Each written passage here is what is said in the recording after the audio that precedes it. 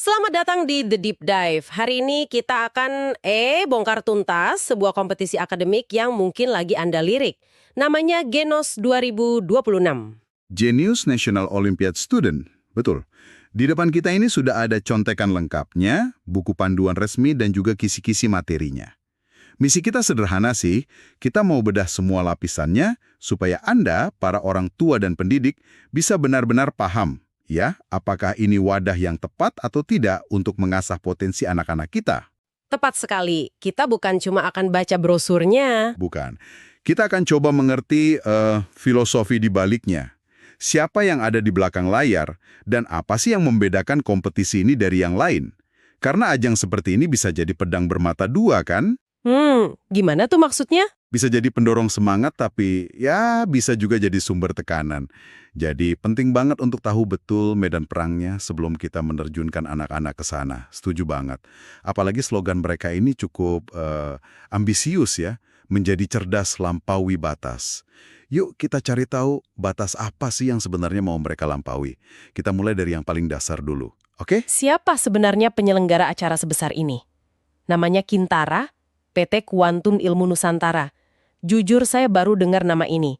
Selain statusnya yang sudah badan hukum, terdaftar di Kemenkumham, apa yang bikin mereka kredibel? Nah itu pertanyaan bagus. Karena legalitas itu kan baru langkah pertama ya. Yang membuat mereka, menonjol, setidaknya dari dokumen yang kita pegang ini, adalah cara mereka membingkai acara ini. Membingkai acaranya? Iya, mereka nggak menyebut Genos ini sekedar lomba. Mereka menyebutnya sebagai jawaban atas tuntutan pendidikan modern. Wah, dalam juga ya. Ini sinyal kuat loh. Ini sinyal bahwa mereka memposisikan diri bukan sebagai event organizer biasa, tapi sebagai institusi yang peduli pada, pedagogi. Oke, jadi ini bukan sekedar adu cepat-cepatan isi soal gitu ya? Persis, fokusnya itu digeser. Tujuannya bukan cuma menguji hafalan, tapi menumbuhkan kemampuan, berpikir kritis, memecahkan masalah, dan yang menurut saya paling penting, membangun mental berprestasi.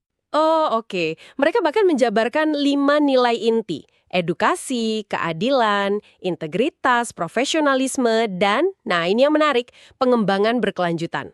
Pengembangan berkelanjutan.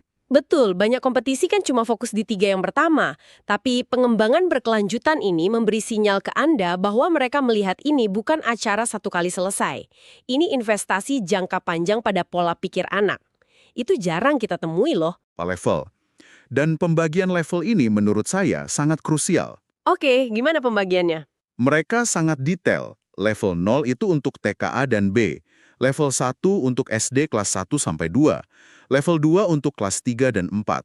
Level 3 untuk kelas 5, 6. Dan level 4 langsung mencakup seluruh SMP dari kelas 7 sampai 9. Kenapa ini penting? Bukankah ini standar ya untuk kompetisi? Disinilah nilai keadilan yang mereka sebutkan tadi benar-benar diterapkan.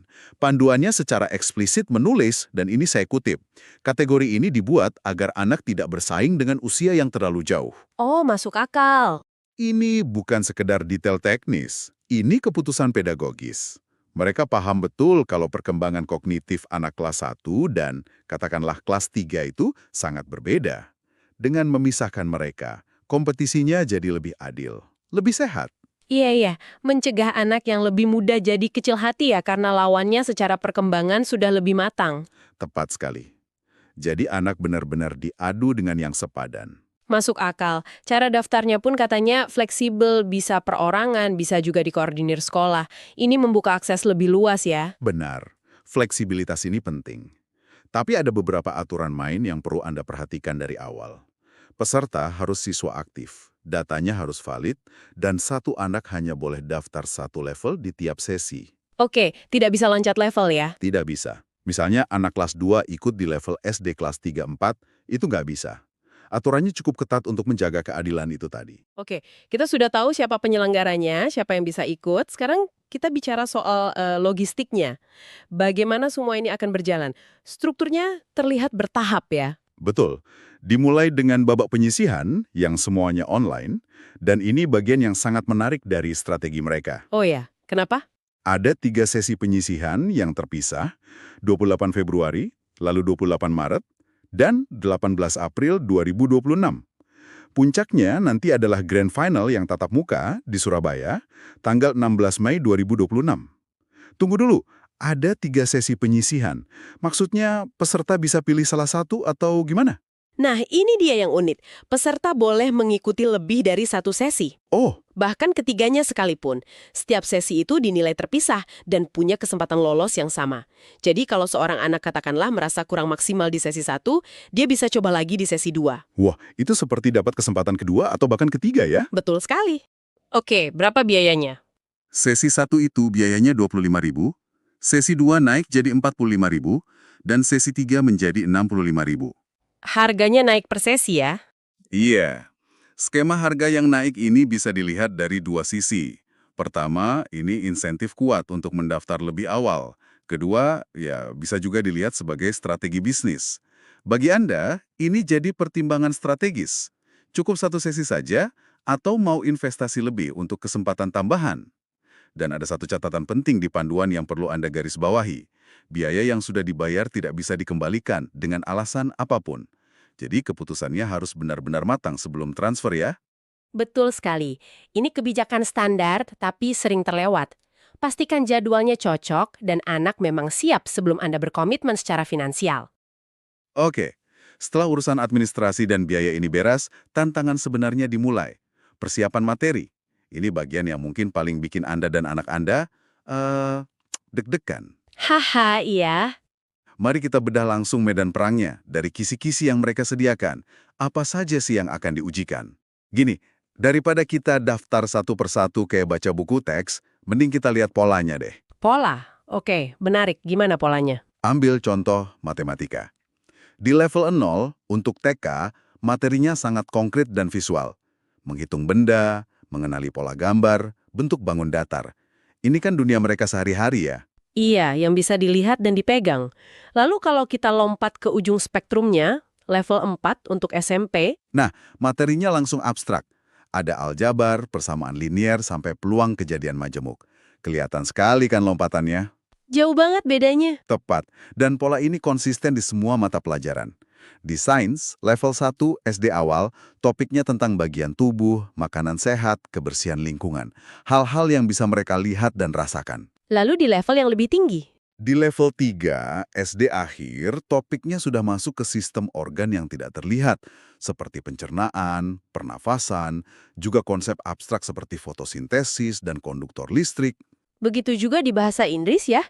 Dari yang awalnya cuma kosakata benda dan sapaan sederhana di level 1, Betul? Melonjak ke pemahaman teks naratif, idiom, sampai hubungan sebab akibat di level 3. Yang ingin saya tekankan di sini itu alur kurikulumnya yang sangat dipikirkan. maksudnya? Ini bukan sekedar kumpulan soal acak yang diambil dari buku sekolah. Progresinya dari yang konkret ke abstrak, dari pengenalan ke analisis, itu menunjukkan silabusnya dirancang dengan standar tinggi. Mereka menyebutnya berstandar OSN, Olimpiade Sains Nasional. Dan dari strukturnya, klaim itu tampaknya cukup beralasan. Bagi Anda, kisi-kisi ini sendiri sudah jadi aset berharga. Ini bisa jadi peta belajar yang sangat jelas, bahkan jika akhirnya memutuskan tidak ikut kompetisi. Peta belajar, saya suka istilah itu. Nah, karena penyisihannya online, aturan mainnya pasti super ketat nih. Apa saja yang harus disiapkan untuk menjaga integritas kompetisi? Persiapan teknis itu kunci. Anda harus pastikan laptop atau tablet siap, koneksi internet stabil, dan yang paling penting, aplikasi Zoom dengan kamera dan mikrofon yang berfungsi baik. Kenapa Zoom begitu penting? Karena aturan utamanya adalah kamera Zoom wajib menyala selama ujian berlangsung. Ini adalah mata pengawas dari panitia. Dan sudah pasti, tidak boleh ada bantuan dari luar. Dilarang kerjasama, buka catatan, atau, ini yang paling penting, dibantu menjawab oleh orang tua. Iya, pelanggaran bisa langsung didiskualifikasi. Panduannya sangat tegas soal ini. Jadi peran orang tua cuma sebatas teknis ya? Betul. Hanya sebatas bantuan teknis, membantu login, mengatasi kendala perangkat, tapi sama sekali tidak boleh ikut campur dalam konten jawaban. Batasan ini krusial. Ini memastikan yang diukur murni kemampuan anak. Oke. Mereka juga menekankan bahwa keputusan Dewan Juri itu mutlak. Ini standar untuk menjaga ketertiban sih. Melihat semua aturan ini, saya jadi teringat masa-masa ujian dulu. Jujur, tekanan kompetisi online dengan kamera menyala terus itu bisa jadi lebih besar daripada ujian tatap muka biasa. Ini juga bagian dari latihan mental ya. Tentu saja, ini melatih anak untuk fokus di bawah pengawasan dan tekanan. Sebuah skill yang sangat relevan di dunia modern. Oke, setelah melewati semua tantangan itu, sekarang kita masuk ke bagian yang paling memotivasi. Apa hasilnya? Apa yang didapat para peserta? Nah, ini juga dibuat berlapis. Berlapis? Iya, di babak penyisihan saja, semua peserta, menang atau kalah, itu dapat e-sertifikat, akses soal tryout untuk latihan, dan peringkat skala nasional. Peringkat nasional, itu penting. Sangat berguna. Anda jadi punya benchmark yang objektif, di mana posisi anak Anda dibandingkan ribuan peserta lain se-Indonesia. Lalu ada sistem medali berdasarkan persentase yang menurut saya cukup adil. Emas untuk 10% teratas, perak untuk 15% berikutnya, dan perunggu untuk 20% setelahnya. Artinya, ada peluang 45% peserta untuk pulang dengan medali. Ini bagus untuk menjaga motivasi. Betul. Ini sistem yang inklusif. Tujuannya bukan untuk mencari satu juara, tapi untuk mengapresiasi kelompok berprestasi. Lalu, bagi yang lolos ke grand final di Surabaya, fasilitasnya naik kelas. Dapat apa saja mereka? Mereka dapat kaos eksklusif, sertifikat finalis, dan akses tryout khusus untuk babak puncak. Dan hadiah utamanya tentu piala, medali khusus grand final, sertifikat juara, dan yang nggak bisa diabaikan, ada uang pembinaan hingga jutaan rupiah. Nah, itu jelas insentif yang sangat kuat. Jadi kalau kita rangkum perjalanannya, dimulai dari pendaftaran yang fleksibel, lalu penyisihan online yang memberi kesempatan berkali-kali, kemudian puncaknya di grand final tatap muka. Setiap tahapnya punya penghargaan dan fasilitas tersendiri. Ini sebuah ekosistem yang dirancang untuk menjaga peserta tetap terlibat dan termotivasi dari awal sampai akhir. Kalau kita tarik benang merahnya, Genosibo 26 ini jelas bukan sekedar lomba akhir pekan ya. Ini sebuah arsitektur kompetisi yang sangat terencana. Betul. Dari filosofinya, struktur levelnya, materi yang berstandar, hingga sistem penghargaannya yang berlapis. Tapi pertanyaan besarnya, apa sih peran kompetisi semacam ini dalam gambaran besar pendidikan anak? Ini mengisi sebuah ruang yang seringkali kosong dalam kurikulum sekolah yang standar.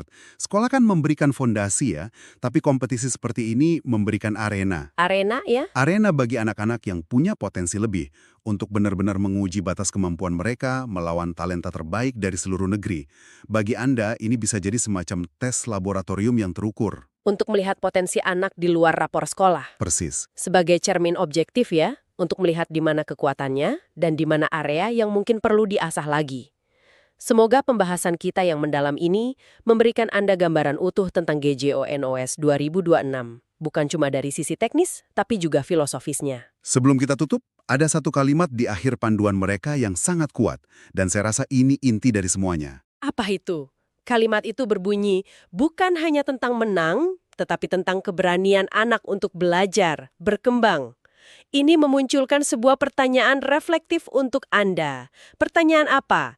Dalam mendorong anak mengikuti kompetisi seperti ini, bagaimana kita sebagai orang dewasa menyeimbangkan antara ambisi meraih medali dengan tujuan yang lebih luhur? Menumbuhkan cinta pada proses belajar dan keberanian untuk mencoba. Di mana garis tipis antara dorongan yang sehat dengan tekanan yang justru bisa mematikan rasa ingin tahu anak Anda? Itulah pertanyaan yang pada akhirnya hanya Anda yang bisa menjawabnya.